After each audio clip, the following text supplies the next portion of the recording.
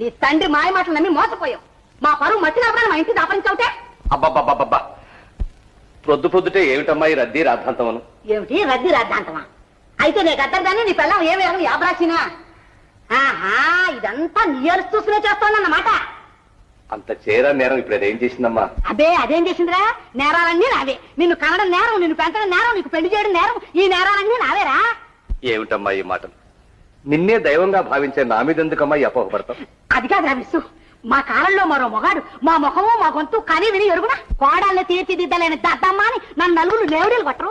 అయినా సంసారం చేసుకుని పిల్లకి పూజలు పునస్కారాలే విట్టురా. తనతో పాటు మన కూడా సన్నాసాలు కలపడానికేనా? అదంతా నీ అభూత కల్పనమ్మా.